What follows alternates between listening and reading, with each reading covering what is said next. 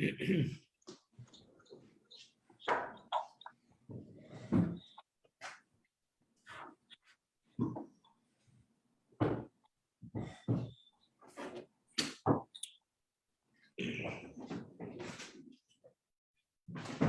we left off last week. We were talking about the difference between the miracle of Purim and the miracle, all the other miracles. The miracle of Purim is considered a nes malubish b'teva. It's a miracle, but it's enclosed in the order of nature. And we were talking about the fact that if that's the case, what is it different and how is it different than the Hashgacha Pratis is also, it's coming from Hashem, but it's happening in the order of nature. So the answer to that was that we explained the difference between the Nes and Teva is not only that nature is something which we perceive as natural, and we don't see Hashem's hand in it. And a nes is something which, because it's not following the normal pattern of things, we openly see Hashem's hand. That's also true. But there's more to it, and that is that a nes, whatever happens in the natural order, that comes from Seder Hishtalshelus. It comes from Hashem, but from the realm of finite, where there's an order and there's a structure and there are rules in the spiritual realm. Chochmah is Chochmah and Bina and Das and Chesed and Gvura and everything else. Everything in the spiritual realm has its place. As a result of that, there's a structure and there's an order and there are rules. And there are differences down here in this physical world. These are the laws of nature that we know. That fire functions one way, and water functions another way, and earth functions a different way, and air functions another way. All the laws of nature are a result of the structure that Hashem set up in the spheres up there. So when something happens which is supernatural, it's not following the structure, it's not following the pattern. That's coming from the light of Hashem that's above Seder Shtalshelus, which is infinite. And because it's infinite, it's not limited and restricted to the laws of nature. So fire doesn't have to burn. What normally takes 3 hours to travel, 3 days to travel, a person could travel it in 1 day. And the sea could stand, the water could stand and not flow, and all the different things that we saw. By Yeshua, the sun just stopped. Things that are not according to the order of nature, because the light of Hashem, which was infinite, shined, and when that light shines, it's not limited to the laws of nature. But then we said that this is what is Purim is all about. Purim is really, why do we call it a miracle? Not because it comes from Hashem. Everything comes from Hashem. Hashgacha Pratis is also from Hashem. It's called a miracle because what happened on Purim came from this place, which is infinite, from the light of Hashem that's above Seder Shtalshelus. But the way it manifested down here was that it followed in the order of nature. Nothing shifted in the order of nature. And that is an indication that not only that it's an indication that this light of Hashem, which is infinite, is higher than the infinite light that normally brings a miracle. The way we explained it was that a light of Hashem that's infinite means has no limitations, has no form, of course, no physical form, no spiritual form. You can't even describe it as Chochmah, Bina, Das, Chesed. It's abstract, it's infinite, but it has one limitation. And that is, by being infinite, it's not finite. And it can't be in a finite place.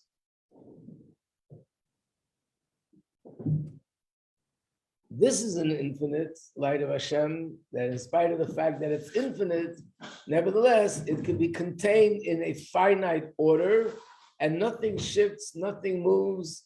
It doesn't affect, which means the infinite sort of fits and is contained in a finite container. And that shows that it's a higher kind of an infinite.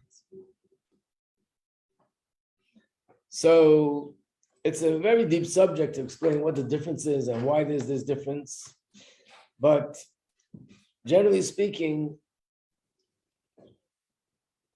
if I were to say that the infinite light of Hashem is limited by the fact that it's infinite and not finite, what means we're making Hashem limited. It can't be. So therefore, the real understanding of Hashem is infinite beyond any kind of limitation. Even this limitation that infinite can't be contained in finite doesn't exist either. Because Hashem, He's the one who chose to manifest a finite light. He chose to manifest an infinite light. And when He manifested this light, He's the one that chose to make the rules. So even those rules of what infinite is doesn't apply either. So from this we understand that the light of Hashem that's shining in the world on Purim, down here, it's a regular day. In fact, even in halacha, you're allowed to do all the malachas that you do during the week. There's nothing that's prohibited. You could buy, you could sell, you could travel, you could carry, you could cook, you could bake. All those things are done on like a regular day. And in this regular day, there's a light of Hashem that's absolute infinite. And that's the source of the miracle.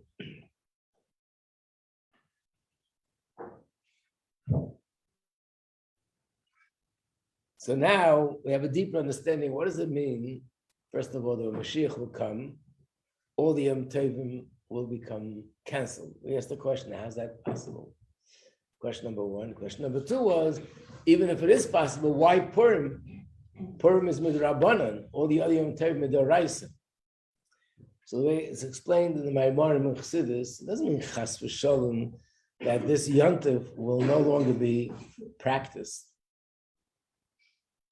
It means as follows. So we started to say that there's a term, it's on the sheet, number 9, shraga b'tiara mayahanele, which means when there's a bright light shining, then the smaller light is insignificant. Which means, l'mashal, if you have the sun shining, and you want to go look for chametz with a candle, the Gemara says candlelight in the time when the sun is shining is worthless. It doesn't accomplish anything. Maya hanile means, what does it accomplish? It's as if it doesn't exist. Sometimes we can actually see, if you hold the candlelight during daylight, you might not even see that there is a flame burning until you put your finger and you find out the hard way. But otherwise, you don't see a flame because the light of the sun is shining so brightly. What does it mean? It means like this: when Mashiach comes, the light of Hashem that is going to shine on Pesach, Shavuos, Rosh Hashanah, Yom Kippur, all the Yom Tovim, is going to be a much higher light than what's shining now. And in some way also, we can say it's like infinite compared to finite. When that higher light shines, then the light that shines on Pesach, the way it is now, and the light that shines in Purim, not Purim, Chanukah, Rosh Hashanah, Yom Kippur, Sukkot, Shavuos, the way it is now, will be canceled out by the greater light. In other words, not the yontif itself, the practical, say, we'll eat matzah, we'll sit by the seder, we'll do all those things, but the spiritual light that's going to be shining, with which we're going to observe this yontif, when Mashiach comes, that light will be canceled out by a light which is infinitely greater than it, and therefore it becomes insignificant. It's hard a little bit to understand, but to give you an example, one of the Svarim of Torah is the book which is called Koheles. I have some problem for the last 130 years. I can't pronounce it in English. I don't know why I get stuck on it. Who knows what it's called in English? Is it Ecclesiastics? Ecclesiastics. I don't know why. Some sort of a block in my head, in my mouth. Every time I collects, whatever. Ecclesiastics. Okay. So Koheles starts off with the words. It speaks about vanity and things which are vain and full of vanity. The Pashtus, he's speaking about that the interests of the world, the pursuits of the world are vain in the present and compared to the pursuits of Torah mitzvahs. The Medrash says there's a deeper meaning. And if it wouldn't be written in the Medrash, you wouldn't believe you can even speak that way, but it's in the Medrash. And the Medrash says the Torah we're studying now is hevel, that's the term it uses, hevel. It's as if it is vanity compared to the Torah that we'll study when Mashiach comes. What does it mean? It's the same Torah, but it means the depth of understanding that we're going to have when Mashiach comes, and then we'll compare that to the way you understand Torah now. We'll see that the Torah, the way you understand it now, is insignificant in terms of its depth compared to the depth that'll be revealed when Mashiach comes.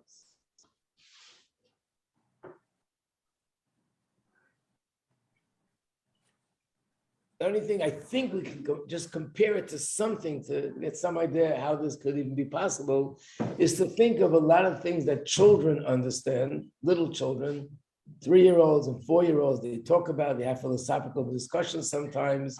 You hear them having discussions among themselves about deep things, the way they understand the world and life, and the way the reality is, the way we understand it. It's almost like a joke. I wish I would think of something now, but maybe Mrs. Horowitz could think of something from her experience. But sometimes you hear children talking, the way they understand something, the way they perceive it from their perspective, and how this is a joke to the way it's true, what they see is very technical, but it's so much deeper than what they see. And that's what it means. Well, the way we understand Torah, the depth of understanding that we have, even we're talking about the greatest Torah scholars, still compared to the depth of Torah that's going to be revealed when Mashiach comes, it'll be insignificant.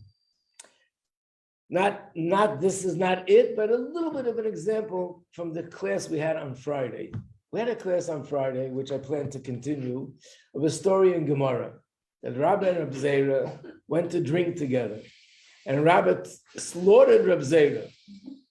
Believe it or not, there are plenty of people that learn the Gemara just the way it is. Rabbi took a little bit of l'chaim, he got a little bit happy, and what does he go and do? He kills the other person. Lahavdil, even an indecent non-Jew wouldn't do such a thing. Murder Murder is something which should be so inconceivable that under no circumstances it's not something that I would do. You know, there's an expression in I don't know if it's a Medrash or in Gemara, Adam nika bekise bekise bekaise. Anyone ever heard that? A person's it's a play on words. It means a person's recognized by his pocket, by his anger, and by his cup. Meaning, when a person gets angry, then you really see who he is. When you look at how a person spends his money, that's when you see who he really is. And when a person drinks liquor, wine, and he acts a certain way, that's how you see who he really is. Because you let down your guard, and something which is sort of your real true self comes out. So this is Rabbi's true self, to kill somebody. And there's all sorts of explanations. I mentioned them on Friday.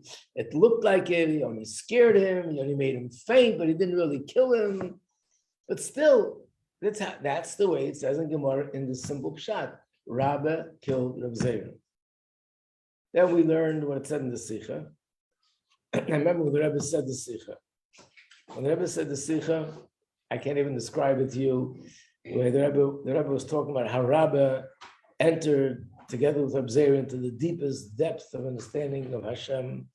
And because of that, his soul expired. Not that he took the knife and killed him, and not that he got drunk, so he killed him. It means his mind and his heart opened up to the deepest secrets of Torah. And Reb Zera's mind and heart opened up to the deepest secrets of Torah. And they were soaring into the highest places spiritually. And it was so deep and so high, and the experience was so overwhelming that his neshama left his body. Compare the two interpretations. One that he killed him because he lost himself, he got drunk. And the other one that they get carried away with their understanding of godliness. It's just a little bit of example of how this is the outside, this is the exterior, this is the skeleton, and this is what's going on inside, a deeper meaning. So just multiply that by a few 100 million billion times, that the deeper meaning is infinitely deeper and greater than what's on the outside.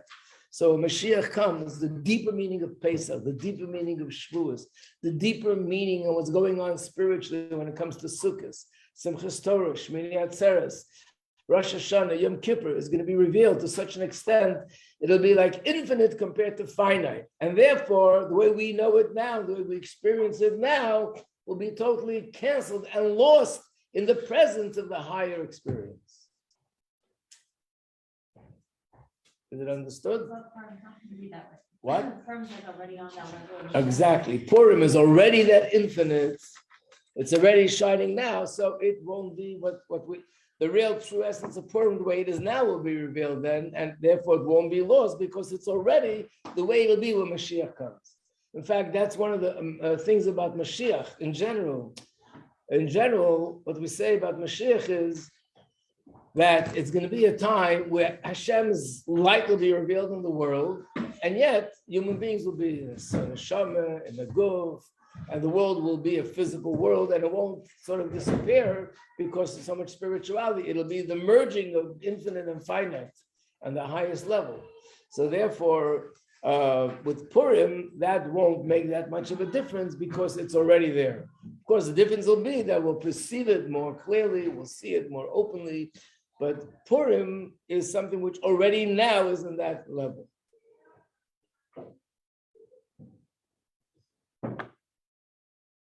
Any questions? So what I just told you is number 8, number 9, number 10. Number 8 means all the Yom Tovim will be bottled when Mashiach comes except for Purim. Number 10 means a nest which is in nature. And number 9 is the phrase that a candlelight in the presence of daylight, what does it accomplish? So this is also the answer why the Yom Tov is called Esther. It's not hidden. We're not referring to the hidden when Hashem was hiding from us and there were decrees. It means that the light of Hashem that's being revealed on Purim is an infinite light that can be hidden in the realm of nature, and that indicates that it's the highest level of infinity. That's what hidden means. And that's why Hashem's name is not there, because this infinite light comes into this world in a way where it's hidden and contained in the order of nature.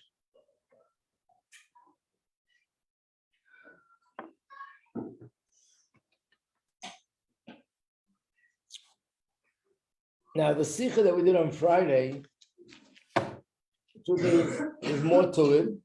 So I want to, if you don't mind to give this out, this is the whole Sikha. But I want to finish the Sikha. Let me just go over briefly what it said in the Sikha. And the Sikha asked all those questions about how can we understand such a thing, that Rabbi killed Rav Zera, Chas v'shalom, because he became drunk. And the Rebbe said that all those mefarshim that explain that it doesn't mean literally, it means something metaphorically, is not acceptable because the Gemara learns halacha from the story. So it must have happened literally.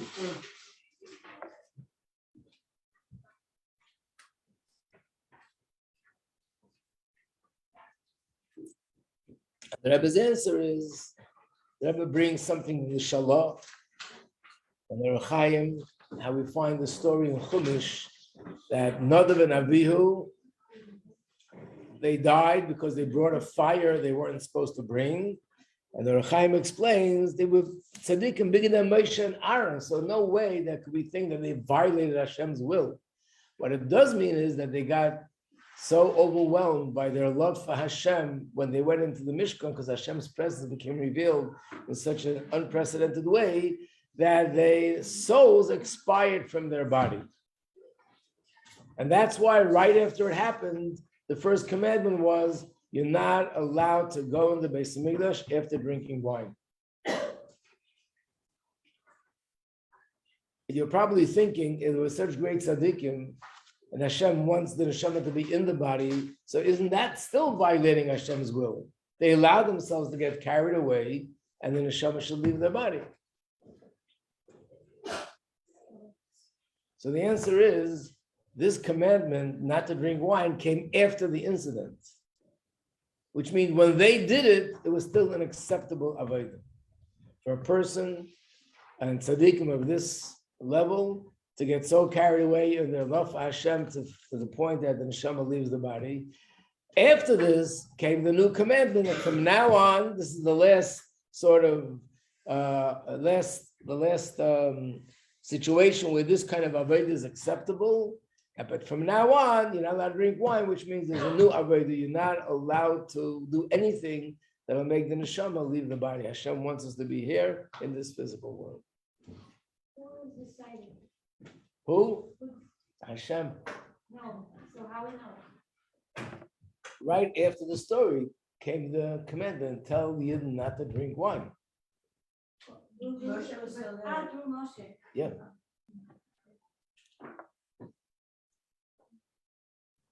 You know Moshe, Rabbeinu, the last name is Rabbeinu. Yeah.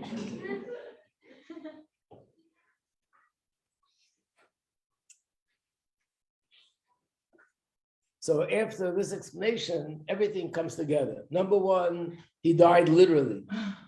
He brought him back to life the next day, literally. And number two, there was nothing wrong, nothing at all. There wasn't even a need to do tshuva, anything like it.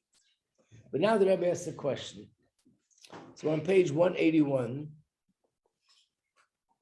and the Rebbe asks, but this wasn't the time where it was already known a prohibition. You're not allowed to let yourself get carried away to the point that the neshama leaves the body.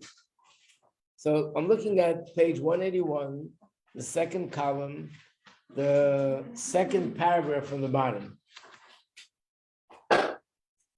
How did the Rabbah? By the way, I think I also explained how come it didn't happen to Rabbah, how come it happened to Rabbi Zera. Remember, we explained the Rabbah was a greater sage, and Rabbi Zera was of a lower level. In fact, the word Rabbah in Aramaic means big, and Ze'era in Aramaic means small.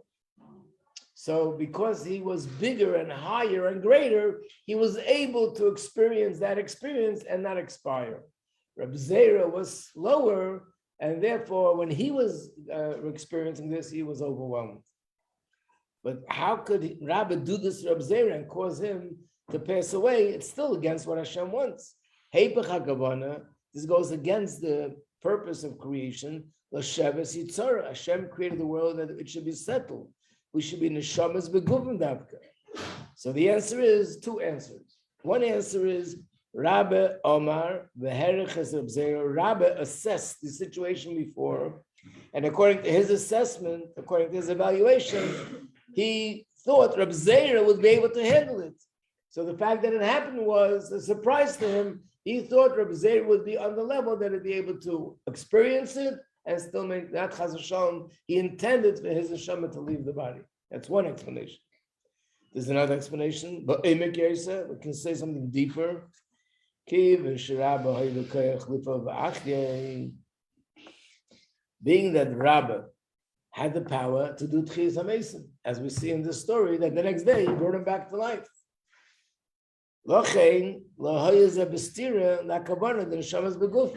Therefore, it wasn't a contradiction that the neshama left the body. Turn the page. Because the fact that his neshama left the body was only temporary, just for the day of Purim. And Purim, you're supposed to be drinking Adar. But the next day, after Purim was over, it's no longer the time for Adar. Boy Rachme, he davened for him, and brought him back to life, because the neshama has to be in the guf. So therefore, there was no intention to do anything wrong. It happened either because he thought that he would handle it, or even if he knew he wouldn't handle it, but he knew that it's not going to be permanent, only temporary, because he has the power to bring him back to life. Zion. One of the questions the Rebbe asked was, he kills him, and number one, the Gemara doesn't say anything that he was punished. It doesn't say that he did tshuva. And not only that, next year he even offers him, let's do it again. According to the Pashup Shad, it doesn't make any sense. And not only that, when he answers him no, he doesn't say no, forget it, I don't want it to happen to me. It seems he wouldn't mind if it would happen again, but I don't know if you'll be able to bring me back to life again. How do you explain it according to Pshat? So based on this, it's understood. Api kol hanal osi shapir, we can understand properly Hemshech Sipra Gemara, the continuation of the story. Lishana next year, Amala, he said, Neise Mar, come, let's sit together and have Sudas Purim together. Amala, he answered him, Loi b'chol shaita v'shaita, not every time, Misrach Hashnisa, could you have a miracle. Last year we had a miracle, my neshama came back. I'm not sure we'll have a miracle this year, which means Loi Zubulvad, not only not only that Rabbi wasn't upset or did tshuva or felt remorse on what happened last year, Adar, who his minister Reb Zera, he went to the same Reb Zera and they offered him the same offer. Come, let's sit together and have a Purim meal. And obviously he was planning the same thing. They'll sit together, drink wine. Wine opens up the gates of heaven. Wine opens up the gates of the neshama, and it could lead a person to place a nefesh. And probably was thinking the same thing, being that the ultimate purpose that neshama should be in the body. So after Purim, he'll bring him back to life again, like it was last year. That's one explanation. In the brackets, I'm reading from the second column now. In the brackets on page 182, on top of the second column, you can also explain another way. Rabbi thought, being that a year went by since last year, and we know that a yid is always supposed to be growing spiritually. So he thought maybe by now Reb Zera was able to rise to a higher level, and now he'll be able to be exposed to these deep secrets of Hashem, and it won't cause his neshama to leave his body.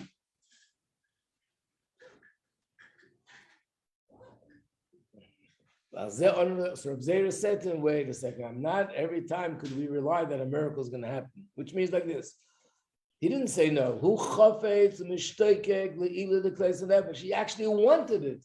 He had a desire to have this amazing experience that the neshama is so much on fire with love Hashem, the neshama, even to the extent of leaving the body. In fact, we find this by Rabbi Akiva. Rabbi Akiva, unfortunately, was in a different way. It was the Romans killed him. But when they killed him, he said, my whole life, when I said the Shema, and I said, Yishlov Hashem with all your heart and all your soul, and be ready to give everything away for Hashem, I would say to myself, when will the day come that I'll be able to give away my life for Hashem? But that was in a tragic way. This is in a spiritual way, that he actually would have wanted to have that experience, that he has such an overwhelming experience of love and exposure to Hashem, that his neshama leaves his body. Because of that, he would have liked to have this Sudas Purim again. But why didn't he do it?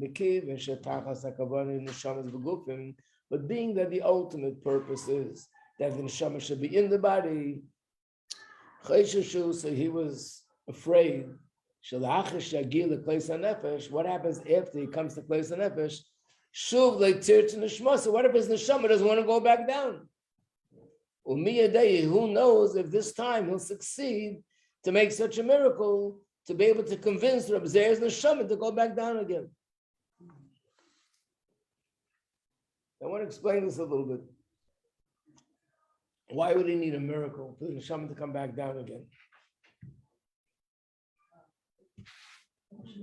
What? The neshama wants to be close to Hashem, right? But isn't the purpose to be here anyway? That's the whole purpose, to be in this world. What? I mean, the shaman's here the whole time. Yeah, it's like better like to say more close to the stars. Oh, so if we ask a question, where is it better for the neshama, up there or down here? I knew I'd have two opinions. Down here. Depends what, after a lifetime or during a lifetime? So there's a Mishnah in Pirkei Avos that says a person is born against their will. That's why a baby is born crying. And a person passes away against their will. The simple pshat is that before the neshama comes down, there's one to come down here. After comes down to this world and enjoys, spaghetti and meatballs and pizza, milks and flake shakes and all the good things that are here, the neshama doesn't want to go back. That's the pashut pshat. But the deeper pshat is that the neshama has both desires. There's an advantage there and there's an advantage here. So one of the things that are really shocking when it brings out a deeper understanding of the subject is there's a famous story in Gemara with Rabbi Yehuda Nasi. Rabbi Yehuda Nasi was the Nasi of the generation. He was very sick to the point that his last days were coming close. And whatever it means, that's another subject to go into. But the Chachamim came out with an announcement to all the Yidden were outside, they were praying, they were davening, and they said, whoever is going to say that Rabbi Yehuda Nasi died is going to be stabbed with a knife. In other words, nobody should say those words that he died. Apparently, even after it happens, no one should speak that way. And then it happened, he passed away. So we have to inform the people what's going on, and there's going to have to be a funeral. So one of the Chachamim went out to the crowds and said to them that the angels up there overpowered the forces down here. And everyone understood what he meant. Obviously, the angels up there were pulling him up. We were pulling him down, and they overpowered us.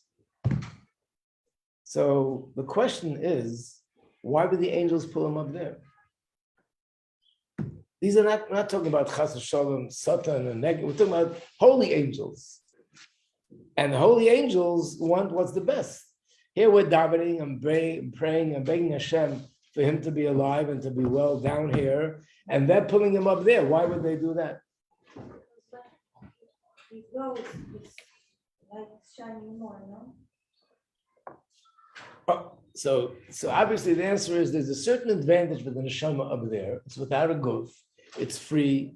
There's no klipa surrounding him. It's all godly. The life up there for the neshama, like it says in Pirkei Avos, one moment of life up there is more than all the pleasure in the world down here for a lifetime. On the other hand, down here, we're fulfilling the purpose of Dira B'Tachtenim, making the world a dwelling place for Hashem.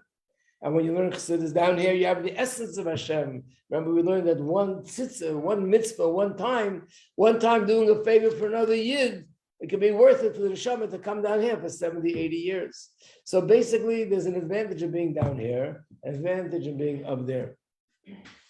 So Hashem created the world in such a way that being that there's an advantage in both, wherever someone is meant to be, their avodah is to recognize and to feel and appreciate the advantage that they have.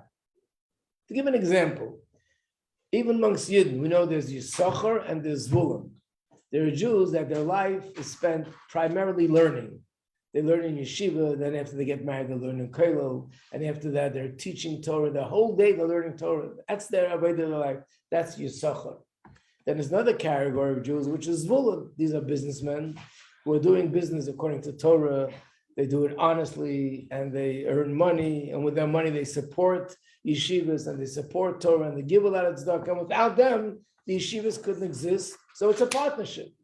Which is a better avodah, to be Yisachar or to be Zvulun? Depends. The big word. It depends. So the answer is there's an advantage in the avodah of Yisachar. When you learn Chassidus, you find an interesting thing. There's one mimer that talks about the advantage of Torah over mitzvahs. And there's another mimer that says how mitzvahs are greater than Torah. There's the way Chassidim talk about this in a humorous way. We're coming up to Purim. When you're going to learn more about Purim, we just finished, I just explained it. We're going to learn that Purim is higher than Pesach and Shavuos and Rosh Hashanah and Yom Kippur and every single Yom Tov because it's this infinite life, right? A month later, it comes Pesach. So I'm learning a Maimer on Pesach. Pesach is higher than Purim and then this and this and that. 6 weeks later, you're learning Shavuos. Shavuos is the highest thing in Mamish. It's higher than Pesach and higher than Purim. What's going on? Is it not? There's a few explanations to this, but one of the answers are, yes, there is an advantage in one that all the others don't have, like in the human body. Is there an advantage of the eyes of all the organs in the body? Yes. Is there an advantage in the brain? Yes. Is there an advantage in the legs over the whole body? Yes. There's every organ in the body has something that it contributes. Without that, the whole body would be missing. So therefore, every organ has an advantage. Every yontiv has a mila. And in that way, that yontiv is superior to all other days of the year, even on the yontiv. So there is an advantage of being Yisachar Zvulun. Now imagine that Yisachar is in agony because he wants to really be someone who could do mitzvahs and help people that are poor with money. And he's stuck Nebuch in yeshiva learning all day. Is that the way he's supposed to feel? No. What about Zvulun, who's out doing business and he uses his money to support Torah and do business in an honest way and make a Kiddush Hashem? And he's in agony that he's not learning all day. That's also not the way to live. Which means every person has to be able to appreciate their avodah. Otherwise, you have to respect the other person's avodah by recognizing their advantage, but I have to appreciate my avodah. A man is supposed to appreciate being who he is. A woman is supposed to appreciate being who she is. A tall person is supposed to appreciate that Hashem created them tall, and a short person should appreciate that Hashem created them short. Instead, we usually focus on the negative, but there is an advantage in every kind of situation, every kind of avodah, and that's why Hashem made people that they have a desire to become doctors. Imagine nobody would want to be a doctor, would be in a lot of trouble. So there are people that they feel this is really something challenging, this is something that really has a purpose to it. And so other people want to have a different kind of field. Or in tzedakah, one person immerses themselves in helping women who just gave birth. Another one wants to help little children. Another one wants to help orphans. Another one wants to help chassan and kala. And they're all important. But imagine if everybody would think, what's the highest tzedakah? I only want to do that. Then nothing else would get done. So Hashem created the world in such a way that people have different avodas, but everyone feels and appreciates, and sort of they are to promote that avodah. That's their job in the world. The angels in Shamayim and the souls in Shamayim, they feel the advantage in being in Shamayim. They know that there's an advantage in being down here, and they also can't wait for Mashiach to come. But they feel primarily what's the dominating feeling is the advantage of the neshama without the guf. Our avodah is to feel the mile of Olam Hazeh Agashmi, that doing a mitzvah begashmis, making a bracha begashmis, saying Omen Yesh Merabah. This is what Hashem wants, and this is higher than everything else. And we have to do everything we can to pursue that and to make that happen. So if someone is sick, Chas Hashem, our avodah is to do everything they should be healthy and live a long life. The neshamas up there, they see that advantage, so they want that.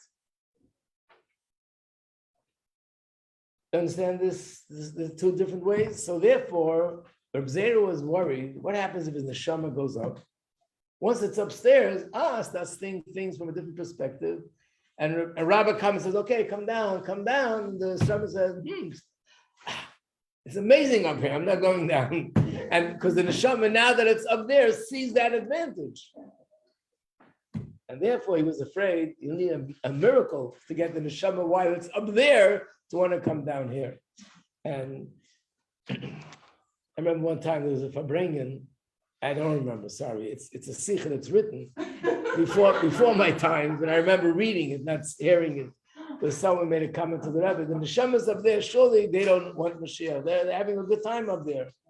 And the Rebbe got very serious, not just said very serious, and he said, "What are you talking about? You know what's going on up there? While you're up there, you know what's happening up there? The neshamas up there want Mashiach just like we do. They can't wait. If you want to say it in English, you'd say they're dying to come back down here. They want to be in this world. They know what Gashmis is, the advantage. It still doesn't mean that they don't, while they're there, they recognize and they feel more than anything else the advantage of the Ruchnis of the world. So therefore, it was a miracle. And that's why he was afraid that maybe next year he won't have the ability to perform that miracle. Why is this written so misleading or like who shechted him? I mean, it's obvious that we're going to think it from a different way. And when it says in the Chumash that Hashem lifted his right hand, that's more misleading. When it says Hashem, the face is vengeful, Hashem is jealous, it's even more misleading. So we have to understand that there are certain things that have depth to it. And if you go with the premise that a tzaddik is who a tzaddik is, especially when you learn Tanya, it's not even misleading. You read, you right away realize there's got to be much more there than what appears, what meets the eye. When you learn Chassidus and you read these kind of stories, you don't know what the deeper meaning is, but you know there's got to be something deeper there, right? Or if you don't want Chassidus, but it's not. What? If you don't want Chassidus, you also realize, like, Yes. before Chassidus. You know. Okay. Hatzlacha Rabba.